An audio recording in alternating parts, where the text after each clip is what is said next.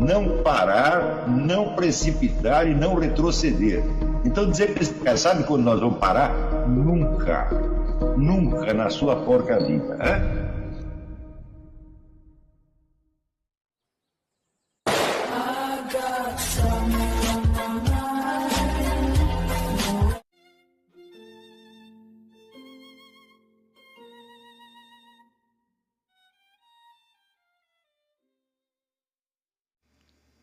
E aí pessoal, tranquilo? Então vem aqui antes do vídeo começar, pedir para vocês se inscreverem, quem não for inscrito, compartilhar, curtir, comentar. Quem puder seja membro do canal, que isso ajuda bastante. Tem também o link do Apoia-se. Quem puder ajudar nosso canal e apoiar financeiramente vai ser muito bem-vindo. Mas o mais importante é transmitir o conteúdo e os conhecimentos do professor Olavo de Carvalho para mais e mais brasileiros. Então compartilhe e ajude aí nossa causa. Muito obrigado a todos os membros, apoiadores do canal. Fico muito feliz. Tenho certeza que a gente está no caminho certo. Então fiquem com o vídeo e até mais. Valeu! O artigo chama-se Já Notaram? Eu vou ler aqui para vocês depois comentar. Vocês já notaram que de uns anos para cá, a simples opinião contrária ao casamento gay ou à legalização do aborto passou a ser condenada sob o rótulo de extremismo, como se casamentos homossexuais ou abortos por encomenda não fossem novidades chocantes, revolucionárias, e sim práticas consensuais milenares, firmemente ancoradas na história, na natureza humana e no senso comum, às quais realmente só um louco extremista poderia se opor? Já notaram que o exibicionismo sexual em praça pública, as ofensas brutais à fé religiosa, a invasão assintosa dos templos, passaram a ser aceitos como meios normais de protesto democrático por aquela mesma mídia e por aquelas mesmas autoridades constituídas, que diante da mais pacífica e serena citação da Bíblia, logo alertam contra o abuso fundamentalista da liberdade de opinião? Já notaram que o simples ato de rezar em público é tido como manifestação de intolerância e que, inversamente, a proibição de rezar é celebrada como expressão puríssima da liberdade religiosa? A Folha de São Paulo fez isso outro dia. Já notaram que, após terem dado ao termo fundamentalista uma acepção sinistra por sua associação com o terrorismo islâmico, os meios de comunicação mais respeitáveis e elegantes passaram a usá-lo contra pastores e crentes, católicos e evangélicos, como se os cristãos fossem os autores e não as vítimas inermes da violência terrorista no mundo? O que certamente não notaram é que a transição fácil dos epítetos de extremista e fundamentalista para o de terrorista já ultrapassou até mesmo a fase das mutações semânticas para se tornar um instrumento real, prático, de intimidação estatal. Não o notaram porque nunca foi noticiado no Brasil que, nos Estados Unidos, qualquer cristão que se oponha ao aborto ou contribua para campanhas de defesa de seus correligionários perseguidos é tido pelo Homeland Security, ao menos em teoria, como alvo preferencial para averiguações de terrorismo. Embora o número de atos terroristas cometidos até agora por esse tipo de pessoa seja rigorosamente zero. Em contrapartida, qualquer sugestão de que as investigações deveriam tomar como foco principal os muçulmanos ou os esquerdistas, autores da maioria absoluta dos atentados no território americano, é condenada pelo governo e pela mídia como hate speech. Nenhum membro do Family Research Council tinha jamais atirado em ninguém, nem esmurrado, nem sequer xingado quem quer que fosse, quando a ONG esquerdista South Poverty Law Center colocou aquela organização conservadora na sua hate list, lista de organizações que pregam ódio. Quando um militante gaysista entrou lá gritando slogans anticristãos e dando tiro em todo mundo, nenhum só órgão de mídia chamou isso de crime de ódio. Em todos esses casos, e numa infinidade de outros, a estratégia é sempre a mesma: quebrar as cadeias normais de associação de ideias, inverter o senso das proporções, forçar a população a negar aquilo que seus olhos veem e a enxergar, em vez disso, aquilo que a elite iluminada manda enxergar. Não se trata de persuasão. As crenças assim propagadas permanecem superficiais, saindo da boca para fora, enquanto as impressões que as negam continuam entrando pelos olhos e ouvidos. O que se busca é o contrário da persuasão genuína. É instilar no público um estado de insegurança histérica, em que a contradição entre o que se percebe e o que se fala só pode ser aplacada mediante o expediente de falar cada vez mais alto, de gritar aquilo que, no fundo, não se crê nem se pode crer. É um efeito calculado, uma obra de tecnologia psicológica. Algum militante gaysista pode sinceramente crer que num país com 50 mil homicídios por ano, 100 e poucos assassinatos de homossexuais provam a existência de uma epidemia de ódio anti-gay? É claro que não. Justamente porque não pode crê-lo, tem de gritá-lo. Gritá-lo para não se dar conta da farsa existencial em que apostou sua vida e da qual depende para conservar seus amigos, seu bem protegido lugar na militância, sua falsa identidade de perseguido e discriminado numa sociedade que não ousa dizer contra ele uma só palavra. O militante ideal desses movimentos não é o crente sincero, mas o fingidor histérico. O primeiro consente em mentir em favor de suas crenças, mas conserva alguma capacidade de julgamento objetivo e pode, em situações de crise, transformar-se num perigoso dissidente interno. Está aí a Marina Silva, que não nos deixa mentir. O histérico, em vez disso, não tem limites na sua compulsão de tudo falsificar. O militante sincero usa da mentira como um instrumento tático. Para o histérico, ela é uma necessidade incontornável, uma tábua de salvação psicológica. A inversão, mecanismo básico do modus pensandi revolucionário, é, acima de tudo, um sintoma histérico. É por isso que há décadas os movimentos revolucionários já desistiram da persuasão racional, perderam todo escrúpulo de honorabilidade intelectual e já não se vexam de agitar aos quatro ventos bandeiras ostensivamente, propositadamente absurdas e autocontraditórias. Eles não precisam de verdadeiros crentes cuja integridade causa problemas. Precisam de massas de histéricos, cheios daquela passionate intensity de que falava William Butler Yeats, prontos a encenar sofrimentos que não têm, a lutar fanaticamente por aquilo em que não creem, precisamente porque não creem e porque só a teatralização histérica mantém vivos os seus laços de solidariedade militante com milhares de outros histéricos. Muito bem, essa análise, evidentemente, eu pretendo prossegui-la em outros artigos, mas em artigo jornal nós temos uma seríssima limitação de espaço.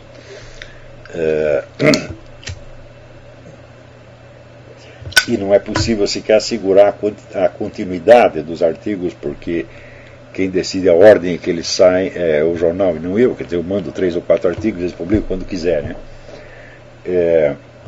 Então, o importante aqui é o seguinte: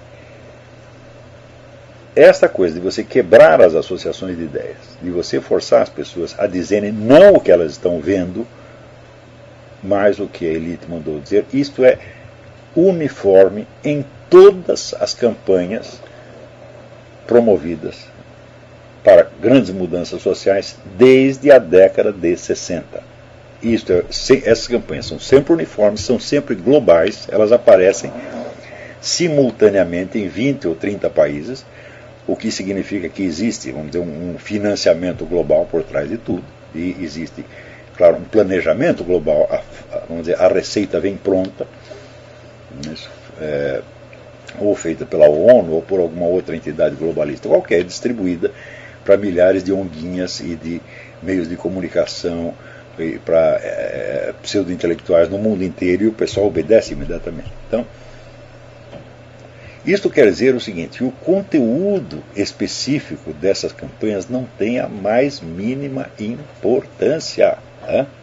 Tanto faz se é casamento gay, se é abortismo, se é antitabagismo, se é cotas raciais, não importa o que seja. Por quê? A discussão do conteúdo dessas reivindicações pressupõe, vamos dizer, uma situação normal do senso comum, que é justamente o que está sendo destruído através dessas campanhas. Então, mesmo que os objetivos proclamados não sejam atingidos, o efeito psicológico é sempre atingido.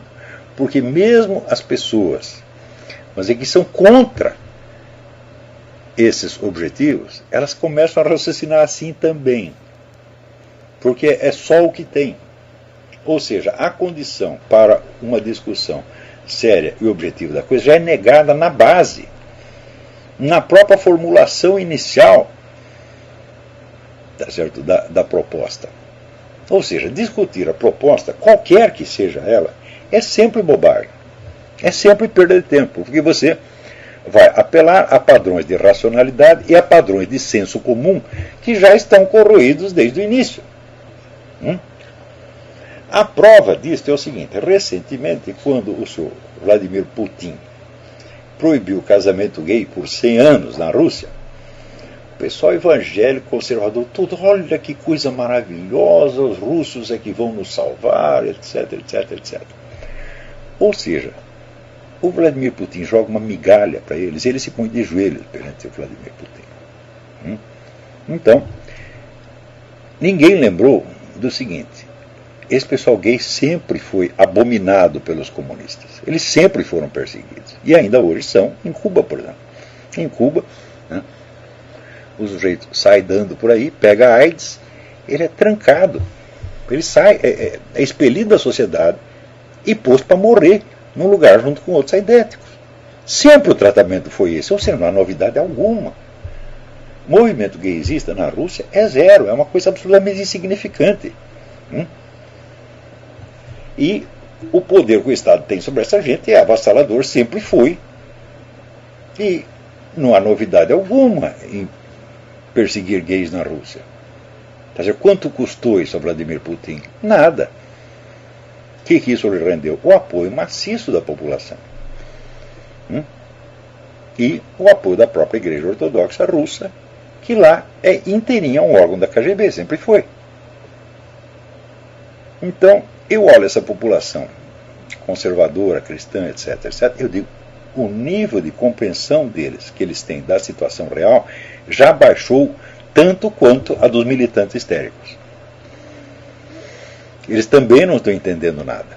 E não é difícil entender por quê? Porque essas coisas se repetem, vamos dizer, há meio século. Essas campanhas são uniformes.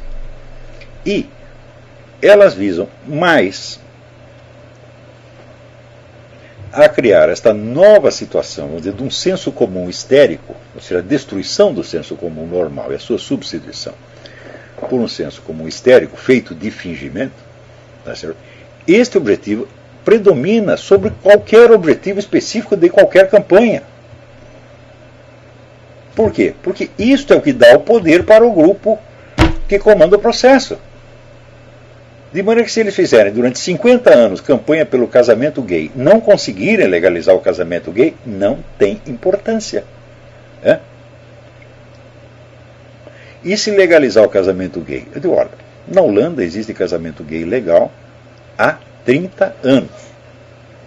Quantas pessoas, não é quantos casais, quantas pessoas casaram? 1000 em 30 anos.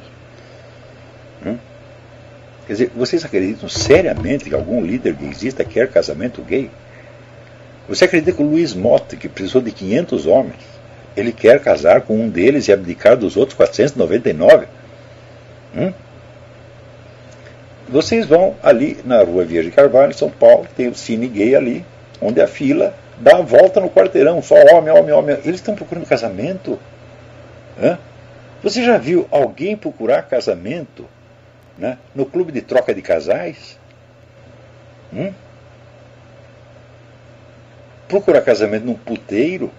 Procura casamento numa suruba? Não, isso não existe.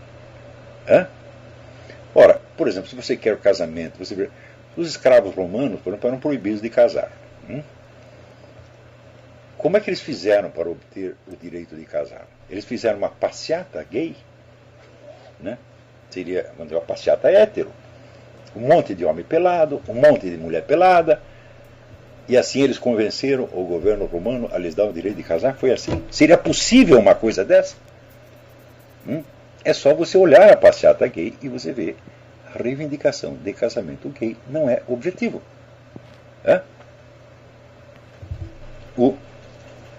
Existe coisa muito mais importante. Por exemplo, você tornar proibitiva a distinção entre uma mulher e um homem vestido de mulher é muito mais importante do que isto. Isso realmente muda o senso comum. Isso quebra as cadeias de associações. Ainda que ao custo, vamos dizer, de uma contradição autoparalisante, porque do programa desse movimento gaysista é um item, vamos dizer, uma bandeira importante, destruir os estereótipos do masculino e do feminino. Meu filho, mas se destrói os estereótipos, destrói, por exemplo, o estereótipo do feminino, quem que os transexuais vão copiar? Vão copiar o Luiz Motta? Será que esse era o ideal da Roberta Close, ficar igualzinho o Luiz Motta? Ou seja, esse movimento ele se baseia no estereótipo e, ao mesmo tempo, luta para destruí-lo. O que é isto? É propaganda do gaysismo? Propaganda do homossexualismo? Não, meu filho, isso é destruição do senso comum. Tá, então isso quer dizer que se todas as reivindicações gaysistas, ou feministas, ou racialistas, se todas saírem frustradas, o objetivo já está alcançado, meu Deus do céu. Ora, você vê que um grande analista político chamado Erich von Kühnert-Ledin escreveu alguns clássicos, leftismo, o esquerdismo, de Karl Marx e do Marquês de Sade até Herbert Marcuse. Ele já havia identificado, nos anos 50, ele já havia identificado a histeria como um traço importante da mentalidade militante esquerdista. Ele identificava isso na população militante comunista, nazista, etc, etc, etc. Porém, aconteceu que esse elemento, a importância deste elemento histérico aumentou muito a partir dos anos 60. Ou seja, o típico militante de que você precisava nos antigos partidos comunistas não era um histérico, embora tivesse alguns traços histéricos. Mas como se formava um militante? Se formava na base de doutrinação, adestramento e disciplina. Buscava-se formar um homem de ferro profundamente imbuído da veracidade científica do marxismo, que ele praticamente decorava, tanto que o número de manuais elementares de marxismo que foram publicados no mundo é uma coisa assombrosa, tá certo? Todos baseados no Manual de Marxismo-Leninismo da Academia de Ciências da União Soviética, que eu, quando estava metido nisso, praticamente decorei, tá certo? E nos partidos comunistas, ninguém adquiria alguma posição de destaque sem mostrar algum domínio dessa teoria. Não das sutilezas filosóficas do negócio, mas daquele bloco central doutrinário, o sujeito tinha que ter o domínio completo.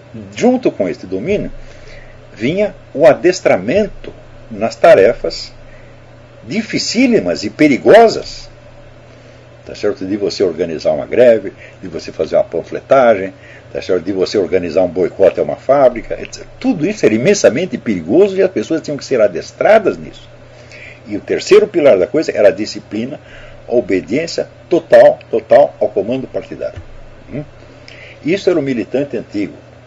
Então, a dose de histeria que podia haver nisso era mínima e controlada, porque você precisava de pessoas que iam agir na realidade e cujas ações tinham de ser controladas e ter, vamos dizer, efeitos calculáveis. Não é isso? Eu sugiro que vocês leiam o livro do Jan Valtin, V-A-L-T-I-N, Out of the Night, que é o depoimento de, vamos dizer, um militante. Ele conta lá como foi a sua formação. Deem uma olhada lá e vocês vão ter uma ideia. Quer dizer, eu ainda conheci muitos velhos militantes, homens de ferro. Tá certo? O que tem isso a ver com este pessoal que hoje faz, né, propaganda de cotas raciais, propaganda de movimento gay, feminista? Nada. Ou seja, as pessoas que continuam, por exemplo, usando a palavra doutrinação para descrever o que se passa? Ah, estão fazendo doutrinação comunista nas escolas. Elas mostram que não entenderam nada do que está se passando. Simplesmente não há mais doutrinação. A doutrinação pressupõe um bloco de doutrina coerente da primeira à última linha. Mesmo que seja tudo mentira, mas tem que ser coerente. É uma doutrina, é uma teoria, meu Deus do céu. Então você pega lá o manual de marxismo-leninismo, ele começa com a explicação do materialismo, começa depois com a dialética histórica, a luta de classes, a estratégia revolucionária, assim por dentro. É tudo muito bem organizado. Ora, existe alguma doutrina organizada por trás de toda esta coisa no mundo? Nada. Existe um amálgama de símbolos, tá certo? E figuras de retórica absolutamente caótico, confuso. Ou seja, ninguém está doutrinando ninguém. A pessoa fala, doutrinação comunista nas escolas. Bom, eu já vi muito milico falar disso, mas é gente que leu o último livro há 50 anos, entende, né? E que não entende o que está se passando e nem tem a condição intelectual para entender. Esse assunto não é para amadores, é para gente de muito estudo, meu Deus do céu. Então, os caras que planejam isso é gente de muito estudo. E para você entender o que eles estão fazendo, você também precisa ter tanto estudo quanto eles. Então,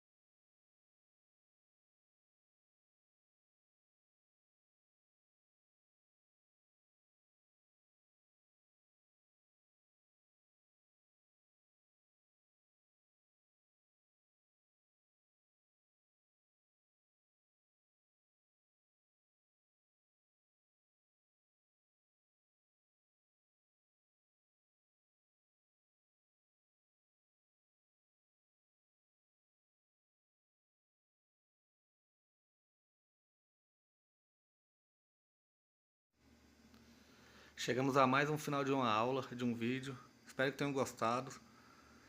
Quem não se inscreveu ainda, se inscreva, compartilhe, comente. Ajude o nosso canal, apoie, seja membro. E ajude o nosso canal a chegar a cada dia a mais brasileiros que precisam muito do conhecimento do professor Olavo de Carvalho. Então é isso aí, fique com Deus, até o próximo. Valeu! Então é isso aí, pessoal. Que é o nosso canal. Que são alguns livros que eu já li. A maioria foi doação, mas alguns eu adquiri, professor Olavo de Carvalho. Alguns livros se perderam aí que eu emprestei. Professor Alexandre Costa. A Bíblia Sagrada. 10 lições sobre Karl Marx. Indico a não ler esse livro, que é muito ruim mesmo. Alguns pensadores aqui que realmente, como o professor Olavo de Carvalho disse, não são pensadores. Valeu, tamo junto aí. Apoie nosso canal, seja membro.